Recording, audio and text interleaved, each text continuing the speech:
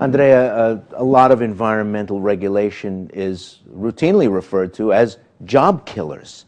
And in a community where the unemployment rate rose faster and farther than it did for most Americans, aren't Latino workers more sensitive, more vulnerable to bills that are job-killing bills, that through regulation raise the cost of creating a job?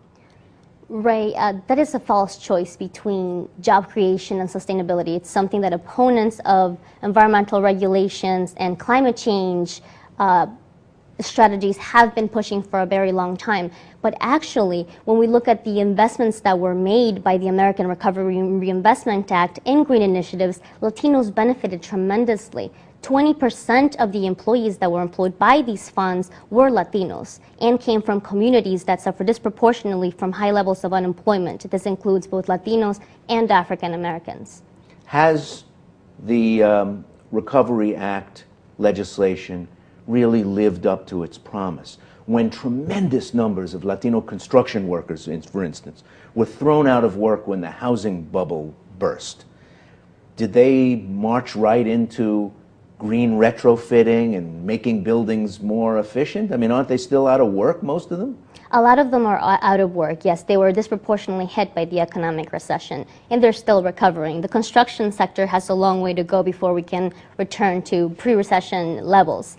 But Latinos, as I mentioned, 20% of them benefited from green jobs, from investments to improve the energy efficiency of buildings, to weatherize. Several unions, labor unions, were providing training programs for Latinos to make sure that they knew how to install a solar panel, that they could turn the skills that they currently had in construction to something that was repurposed with an environmentally friendly benefit. If you go to the Industrial Valley in Cleveland, Ohio, if you go to the south side of Chicago, where President Obama was a community organizer, and follow that Michigan Avenue coastline into northern Indiana, working class people look at those smokestacks with no smoke coming out of them, and they say, look, we accept that a certain amount of dirtiness creates work for us, that the clean air that we're enjoying now because all of these factories are silent has made us only poorer, not healthier and wealthier. What do you say to that?